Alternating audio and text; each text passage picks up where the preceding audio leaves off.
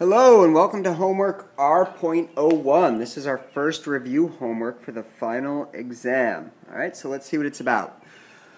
Write the equation of the line with a slope of -2 and passing through the point -4, 10. Alright, so we're writing equations of lines. When we do that, we need three pieces of information. We need an m, we need an x1, and we need a y1. Alright, now on this problem, they give us all of that information. They tell us the slope is -2. They tell us x1, because when you have a point, the x comes first, the y comes second. So x1 is -4, y1 is 10. Alright, now that we have those three pieces of information, we can use our formula. Alright, so this is the point slope formula for a line. Y minus y1 equals m times x minus x1. And now we take our information and we plug it into our formula. So we get y minus 10 equals -2, x minus a -4. But we're not going to leave this minus a negative, because when you minus a negative, it's the same as just adding. So that's going to become x plus 4. Now we want to get the y by itself, so we're going to distribute and get y minus 10 equals -2x minus 8. We're going to add 10 to both sides, and we're going to get y equals -2x plus 2. Okay? Now, if you want to check these, you can go to your calculator. You can go to the y equals and type in -2x plus 2. That's the equation that I got. And then when you look at the table, you want to make sure that it actually goes through the point -4, 10. And look, there it does. So you're in good shape. Okay, number 2 says, are the lines 2x plus 3y equals 9 and 2y equals 3x minus 8 parallel, perpendicular, or neither? All right, so here's what we have to remember. Parallel lines have the same slope.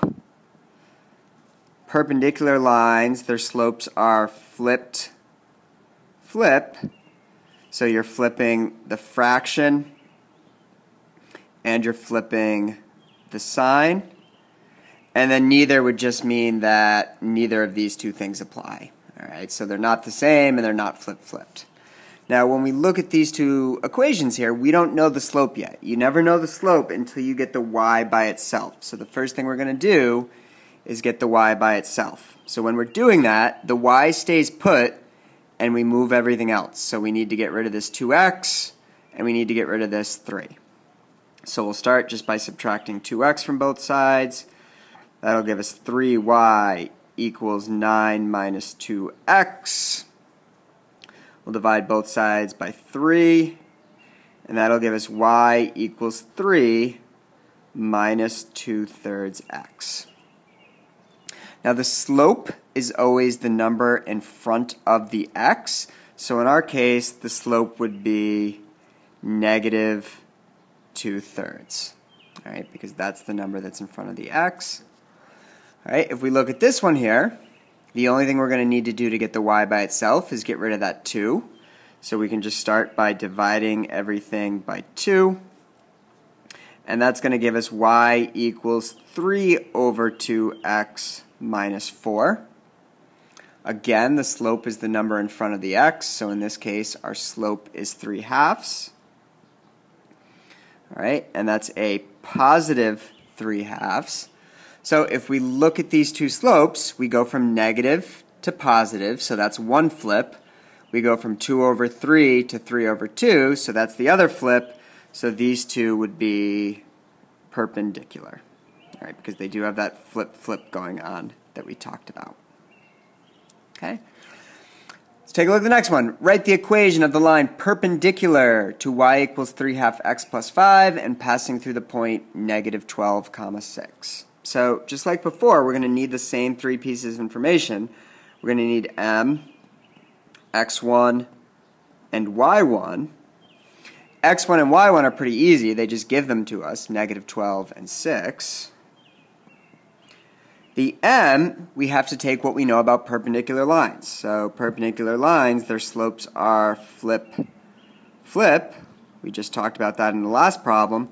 So this positive 3 over 2 is going to become a negative 2 over 3. So it's actually the same exact numbers that we had up here. That's not always going to happen, it's just a coincidence, but it is the same numbers that we had up there. Positive 3 over 2 becomes negative 2 over 3. So our slope here is negative 2/3. We can now write our equation, y minus y1 equals m times x minus x1. And we can start plugging things in. This is going to be y minus 6 equals negative 2/3 x minus a negative 12, but instead of writing minus a negative, we'll just change that to x plus 12. All right, now we're going to get the y by itself. So we're going to start by distributing. We get y minus 6 equals negative 2/3 x. And then if you're having problems with negative 2/3 times 12, you can just do that on your calculator.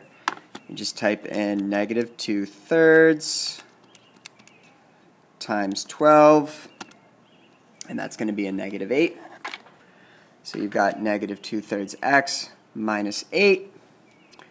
Add 6 to both sides, and you end up with a final answer of y equals negative 2/3 x minus 2. Okay? And again, just like before, you can check these to make sure that it goes through the point negative 12/6. So negative 2/3 x minus 2. Does it go through negative 12/6? Yes, it does, so that tells us we did that right. All right, number 4, write the equation of a line parallel to 5x minus 4y equals 16 and passing through the point 15, 5. So parallel lines have the same slope. All right, so over here we've got m equals, x1 equals, y1 equals. x1 and y1 we've got right here is 15 and 5. So x1 is 15, y1 is 5. Now, parallel lines have the same slope, but we don't know the slope of this line yet. You don't know the slope of the line until you get the y by itself. So over here, I'm going to rewrite the equation, and I'm going to get the y by itself. So that means subtracting this 5x from both sides and getting negative 4y equals 16 minus 5x. That means dividing by negative 4 and getting y equals negative 4. And then because we have a negative divided by a negative here, that's going to become a positive 5 over 4. Okay, so we've got a positive 5 over 4x here. The slope is always the number in front of the x, so this is our slope. Our slope is 5 over 4. And because our lines are parallel, if this one has a slope of 5 over 4, our new line that we're coming up with over here is also going to have a slope of 5 over 4. So now that we have those 3 pieces of information, we're ready to use our formula. So we've got y minus y1 equals m times x minus x1. Okay, I'm going to plug these pieces in. So y minus 5 equals 5 over 4, x minus 15. All right, I'm going to distribute. Y minus 5 equals 5 over 4x.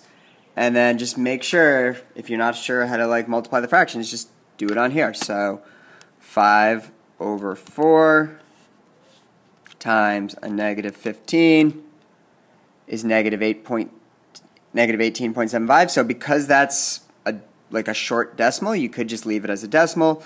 Or if you want to turn it into a fraction, you can go to math frac and write it as negative 75 over 4. I don't know that one is any easier than the other, so I'm actually going to use the decimal on this one. So I'll just do the minus 18.75. Minus 18.75. Add 5 to both sides. and get y equals 5 over 4x minus 13.75. And again, if you're a little nervous about having like a 13.75 as your answer, just go here and say, all right, 5/4 x minus 13.75, second window, and let's see, we're supposed to go through the point 15, comma 5, so let's just scroll up here. Yep, we're going through 15, comma 5, so even though we got a decimal, we did do it correctly. All right, let's take a look at the back. Solve the system algebraically, and it says your choice, elimination or substitution.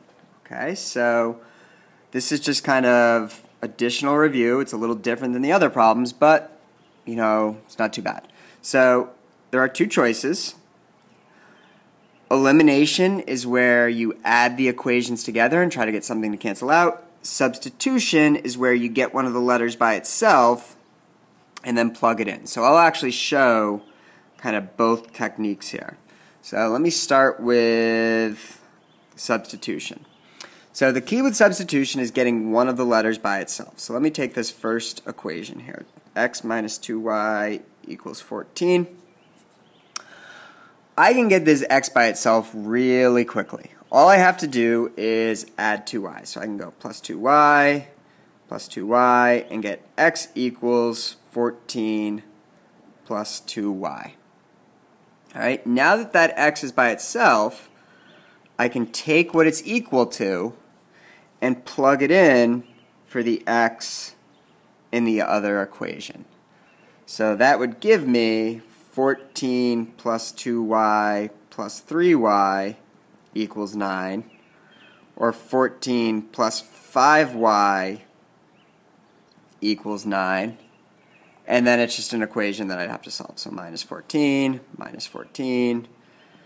5y equals negative 5, divide both sides by 5, and end up with y equals negative 1. Okay?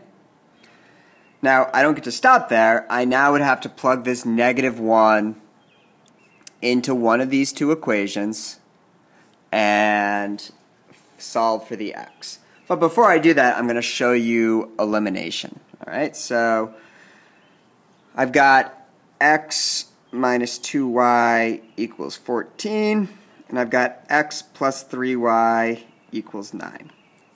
Now, the whole goal of this is to try to find opposites. All right, so you can see that I have a positive 1 and a positive 1 here. Well, maybe you can't, but there is a 1 in front of here and a 1 in front of here. The problem is those aren't opposites because they're both positive.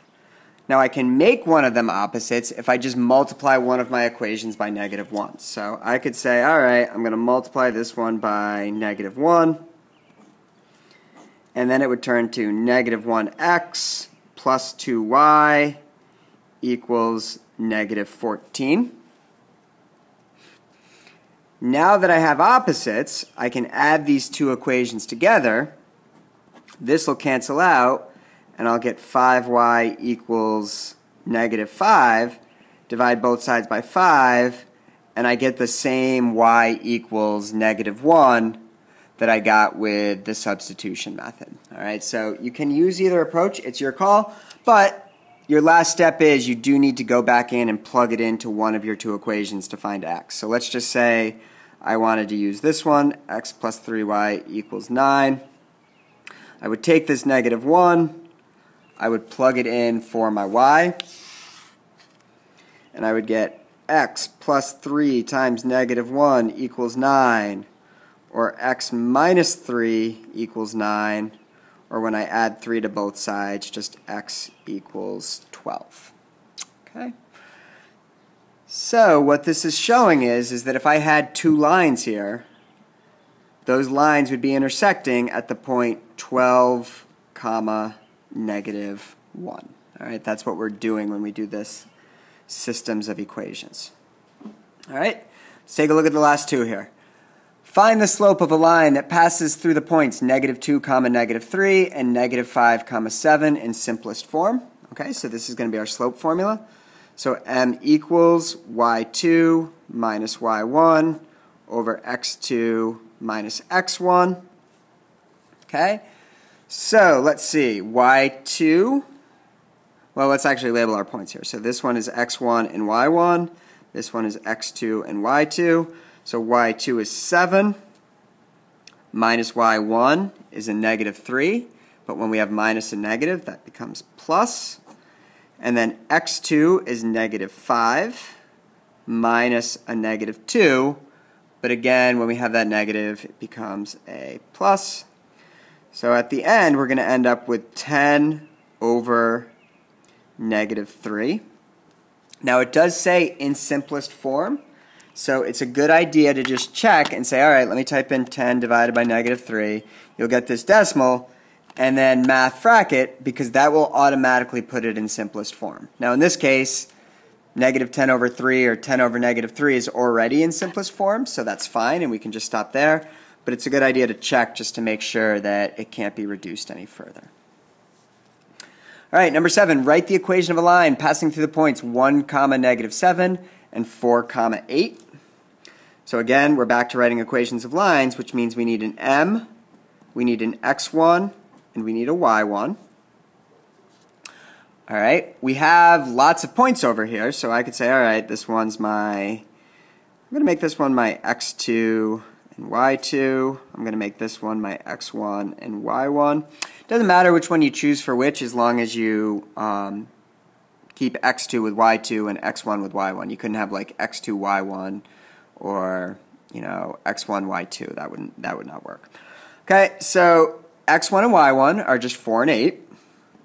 Now they don't give me the slope, but they give me 2 points, which means I can use the slope formula to figure out what the slope actually is. So again, that's my y2 minus y1 over x2 minus x1. y2 is -7. y1 is 8.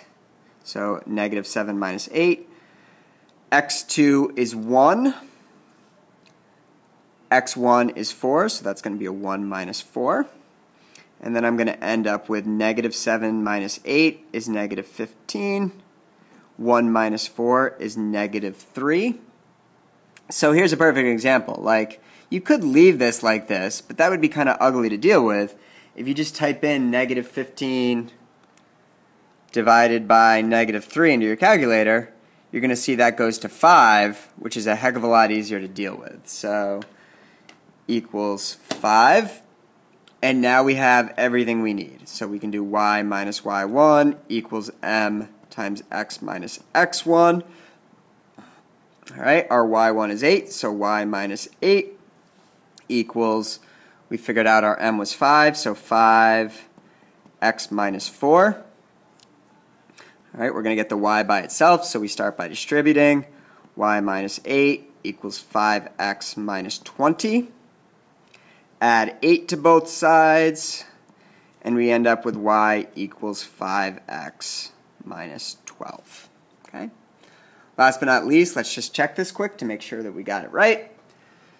So we would go to y equals, clear it out, 5x minus 12, bring up the table, and we want to check both of our points. So 1, -7, that one works, and the other one was 4, 8. That one also works, so we're good, and that completes this homework. All right, hopefully this was helpful, and have a good day.